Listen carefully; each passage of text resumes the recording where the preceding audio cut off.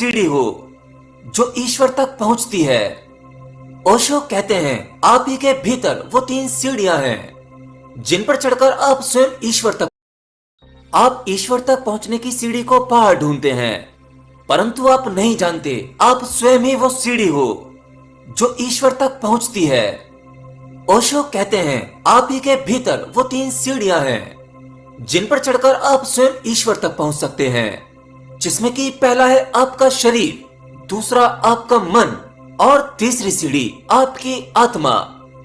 और जो मनुष्य इन 3 सीढ़ियों पर चढ़ जाता है फिर वह चौथे को पा लेता है जो है परमात्मा। अब इस आध्यात्म मनोविज्ञान को ऐसे समझो, जिस मनुष्य की शरीर की जरूरतें पूरी नहीं होंगी वह कभी दूसरी सीढ़ी पर नहीं चढ़ पाएगा। आपने ऐसे कुछ गरीबों को देखा होगा जिनके सर पर पक्की छत भी नहीं होती, जिन्हें ये भी नहीं पता होता कि कल उन्हें भोजन नसीब होगा या नहीं। वह सुबह से मेहनत करते हैं और शाम तक केवल इतना कमा पाते हैं जिससे कि वह अपने घर परिवार को भोजन दे सकें। रोटी, कपड़ा, मकान, यह तो उसके शरीर की आवश्यकता है। और इस शरीर की आवश्यकता पूरी करने के लिए ईश्वर ने आपको बुद्धि दी, श्रम करने के लिए ऊर्जा और आपको हाथ पैर दिए। तो सत्य तो यही है, जब तक किसी व्यक्ति की शारीरिक आवश्यकताएं पूरी नहीं होती वह दूसरे पायदान पर नहीं आ सकता। उसे पहली सीढ़ी पर ही रुकना होगा, क्योंकि वह जानता है उसके लिए उसकी भूख और उसके परिवार की भूख यह ईश्वर से ज्यादा मायने रखती है। उसे इन सब चीजों में कोई इंटरेस्ट नहीं, ना तो वो मंदिर जाना चाहेगा, ना ही पूजा पाठ और ध्यान करेगा। एक गरीब मजदूर में जो मुश्किल से अपनी रोटी कमा पाता है उसके भीतर ईश्वर को पाने की प्यास नहीं हो पाती, क्योंकि वह अपने भौतिक जगत की, भौतिक शरीर की भूख प्यास मिटाने में लगा रहता है। तो अगर एक व्यक्ति की शरीर की आवश्यकता पूरी नहीं होती, वो जरूरतें पूरी नहीं कर पाता, तो वह अपनी दूसरी सीढ़ी यानी मन तक नहीं पहुंचता, क्योंकि उसके मन की अपनी अलग वासनाएं होती हैं। आप जरा किसी गरीब से पूछ कर देखना कि आपको फॉर्च्यूनर कार चाहिए। मैं आपको फॉर्च्यूनर कार देना चाहता हूँ, एक बड़ा घर, सोने के लिए लाखों का बेड। अगर आप यह सब कुछ किसी गरीब आदमी को ऑफर करेंगे तो उसके लिए सपने से ज्यादा कुछ नहीं होगा, एक शॉक लगेगा। वो सीधा यही कहेगा, बाबूजी मुझसे मजाक क्यों कर रहे हैं, मुझे इन सब की आवश्यकता नहीं है, मुझे तो वक्त की रोटी चैन से मिल जाए बस मेरे लिए वही काफी है। क्योंकि अभी उसके शरीर की वासनाएं बाकी हैं, वह अपने शरीर पर ही अटका हुआ है। अभी उसके भीतर मन की वासनाएं नहीं जागी, अभी उसने दूसरी सीढ़ी पर पैर नहीं रखा। मन की वासनाएं तो जब जागती हैं जब आप शरीर की जरूरतें पूरी कर लेते हैं। उसके बाद आपके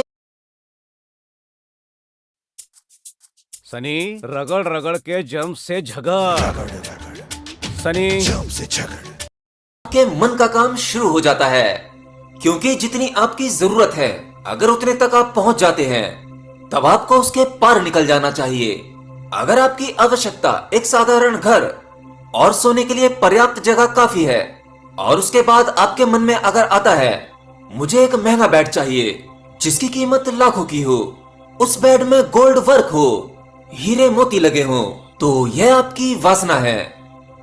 और जरूरत वासना में फर्क होता है।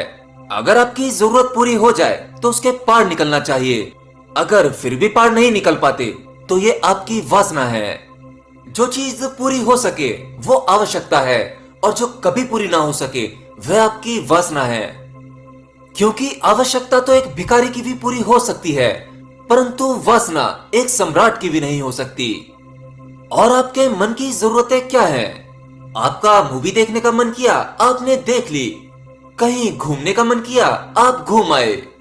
स्त्री पुरुष को भोगने का मन किया, आपने भोग लिया। लेकिन अब इसके पार भी तो निकलना है। आपको गृहस्थ जीवन चाहिए था, और गृहस्थ जीवन में जो कुछ भी चाहिए था वो आपको सब कुछ मिल गया है। अब इसके भी पार निकलना है। आपका मन ही परमात्मा तक पहुंचने की दूसरी सीढ़ी है। इस सीढ़ी को भी चढ़ना होगा, ना कि कहीं बीच में रुकने की आवश्यकता है।